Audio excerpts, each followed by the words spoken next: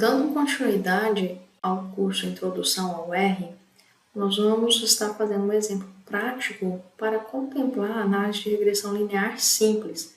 Então, como protocolo, sempre uso nos meus scripts, eu inicio removendo todos os objetos da memória do R, para que a gente possa criar todos os nossos objetos novamente, né? E não dar nenhum conflito com as informações de outra análise que você estava fazendo. Então, eu deixo o ambiente limpo, estou setando o meu diretório, caso eu queira gravar depois algum gráfico.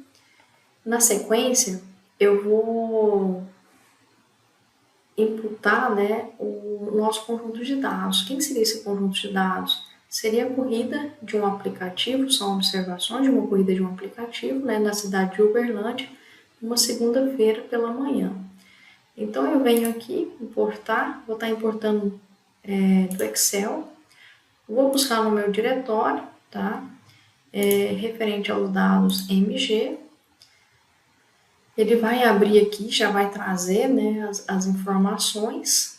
Aqui eu já vou estar classificando ela como numérica, nessas variáveis, e vou importar no meu, na memória já do R. Então, ela já ficou aqui, né?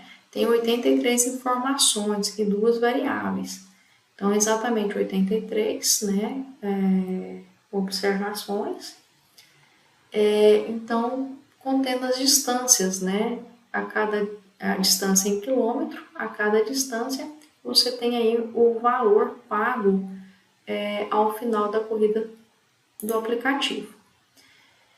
Então, uma vez que a gente buscou esse conjunto de dados, seria interessante a gente estar estruturando, tentando enxergar as correlações, se dá realmente para a gente estar explorando um modelo de regressão linear. O que seria esse modelo de regressão linear, Então, eu só tenho, no caso, distância. A distância, ela vai estar representando exatamente a minha variável independente, A distância vai ser a nossa variável independente. E o preço, ela vai estar, que é a minha variável resposta, ela vai estar fazendo o papel da minha variável dependente, Então, baseado na distância, eu vou conseguir prever o preço. O preço está em função da distância. Aqui, uma forma, caso eu quisesse alterar o meu conjunto, uma forma de a gente não estar mexendo diretamente no banco de dados, seria usar os dados MG Edit MG.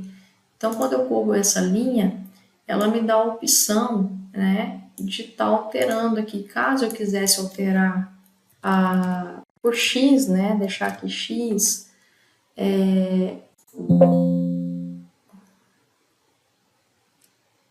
se eu quiser deixar X o preço como Y, eu poderia estar deixando, para a gente ter a referência direta no nosso banco. Mas eu não quero fazer essa mudança, então eu vou deixar exatamente distância, sem acento de preferência, e sem cedilha o preço também, para evitar depois conflito na hora que a gente for mudar de Linux para Windows. Então, deixei exatamente as mesmas, os mesmos nomes. Estou fazendo o atache desse conjunto das variáveis, exatamente, mantendo então distância e preço. Então, o atache, ele permite com que eu consiga agora, sem ter criado exatamente o objeto, eu sei que o meu vetor distância já está na memória do R. Então, por exemplo, ele está aqui já carregado. Então, eu vou fazer um gráfico, um plot, para verificar o comportamento desse conjunto de dados.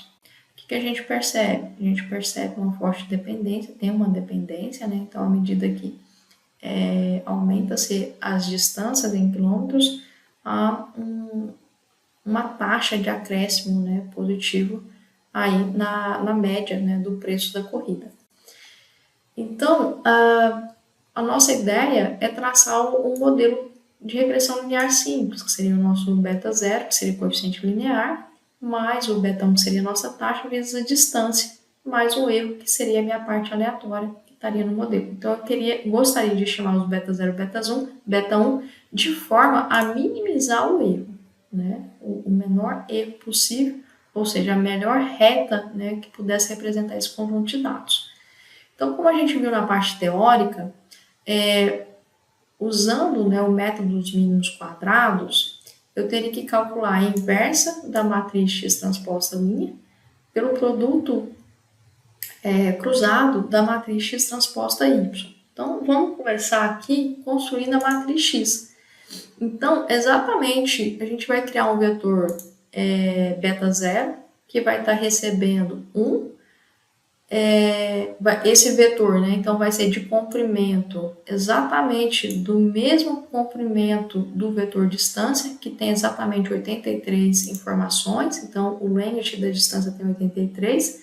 Eu vou estar repetindo 1 exatamente 83 vezes. Então, tá aqui o nosso vetor, que seria o nosso vetor coluna, né, da matriz X. E aí eu vou estar concatenando exatamente com a distância, né? Esse vetor beta com a distância, que é o nosso vetor distância. E aí eu vou estar informando, por exemplo, eu quero exatamente 2 colunas, né? E eu quero que essa ordem siga a linha, né, das linhas e não das colunas. Por isso que eu estou colocando falso aqui. Quando eu faço esse procedimento, então uma vez que a gente já tem o beta 0, estou criando a minha matriz X.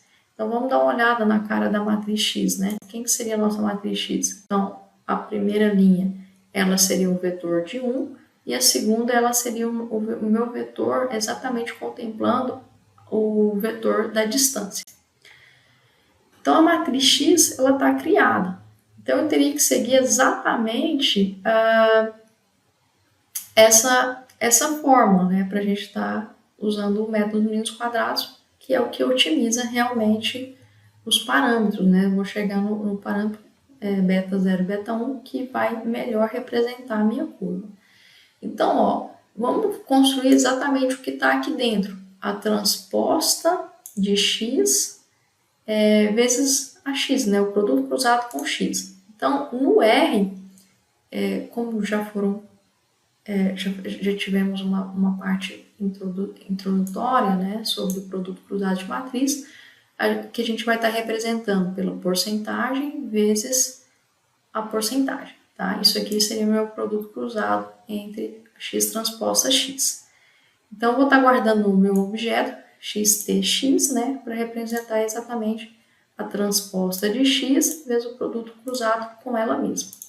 Então, eu teria aqui uma matriz, né, exatamente uma matriz quadrada, 2 por 2, né, e aí eu vou pegar a inversa dessa matriz. Então, a inversa dessa matriz, ela é fornecida já direto, né? Não preciso fazer toda a parte algébrica. Se eu usar a função solve, eu vou estar fazendo exatamente, construindo exatamente a inversa da matriz x transposta x.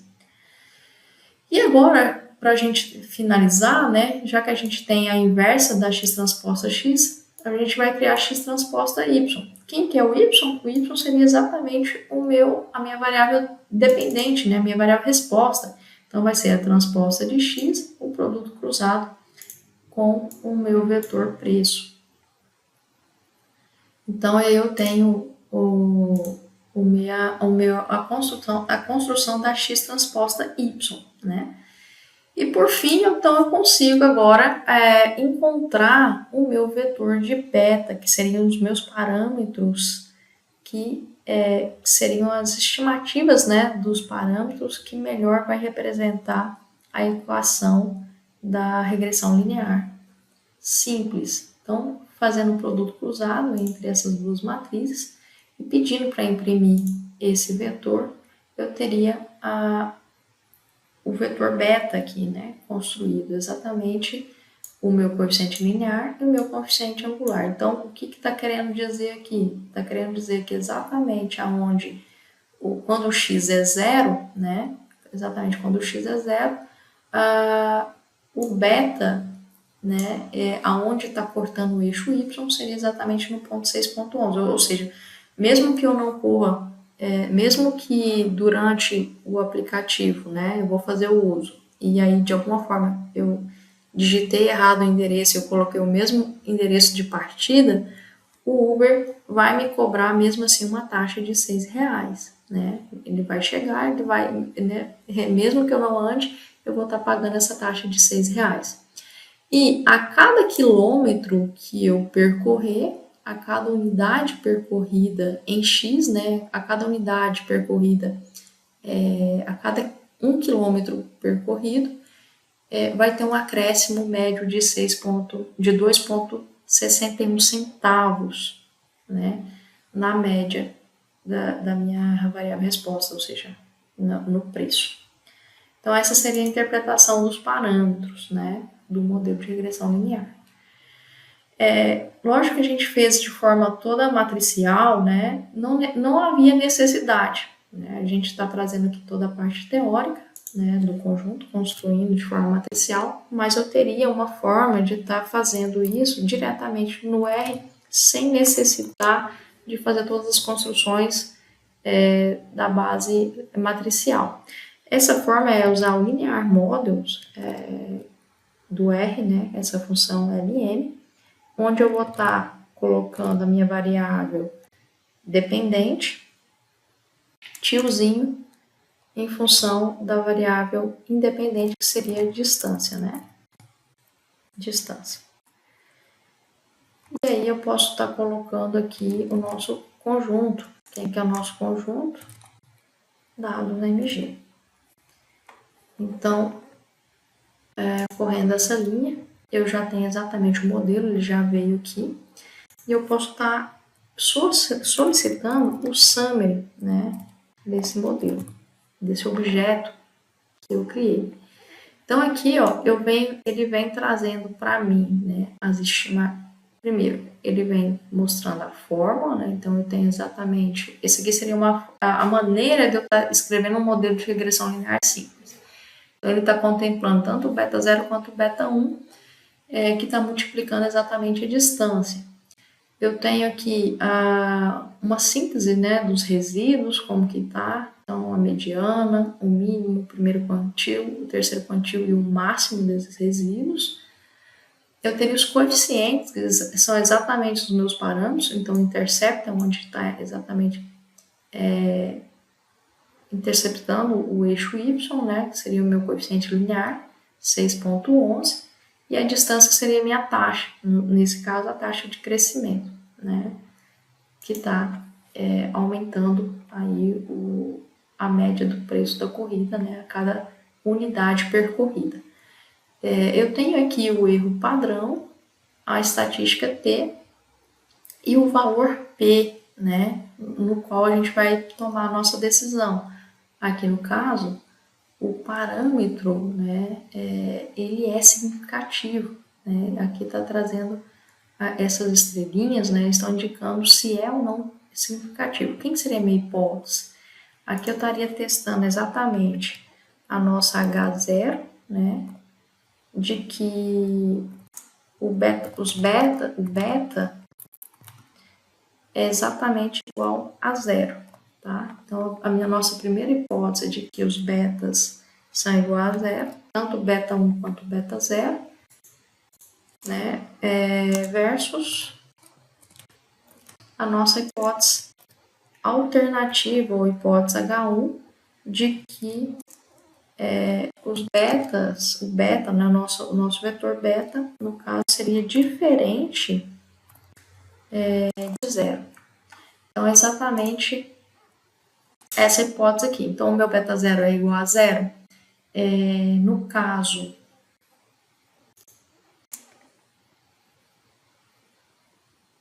o teste foi significativo, então eu rejeito a hipótese. Então, de fato, o beta 0 não é diferente de 0, né, nessa primeira situação. Então, eu fico com a minha hipótese alternativa, de que o beta 0, por exemplo, é diferente de 0. E a segunda opção é que o beta 1 seria igual a 0, né? Eu estaria rejeitando minha hipótese, né, com um nível alto, né, de significância, que a gente está praticamente, o p-valor está igual a 0, né? Se a gente adotar um nível de significância igual a 5%, a gente estaria, sem dúvida, né? O nosso p-valor está abaixo do nível de significância, e aí eu estaria rejeitando a minha hipótese H0, ficando de fato com a hipótese alternativa de que o nosso beta zero é diferente de zero, de fato ele é, né? E faz sentido de estar no nosso modelo. Se ele não é igual a zero, então ele não vai zerar, e aí ele estaria fazendo sentido para a gente estar construindo o nosso modelo. Mas aqui embaixo a gente tem exatamente o erro padrão residual, né? Com 8,64, com 81 graus de liberdade. A gente tem o coeficiente de determinação, que é 0,92, e o coeficiente de determinação ajustado, tá? Que leva em consideração a quantidade de parâmetros, o número de variáveis, o número de observações que tem no meu conjunto de dados. Então, o coeficiente de determinação ele é mais indicado quando a gente está comparando modelos, tá? Porque ele está levando em consideração, contemplando exatamente o número de parâmetros que eu estou considerando no modelo e o número de observações. E aqui mostrando de fato que a estatística F, que é da minha análise de regressão, de que o modelo faz sentido, né? O modelo é significativo, então faz sentido. Porém, a gente precisa ainda verificar as pressuposições, né? Como que estão os modelos, né? Será que tem distribuição normal? Então, tem homogeneidade de variância, tem independência? A gente teria que estar checando para realmente a gente estar usando e fazendo inferências para toda a população com base nesses parâmetros.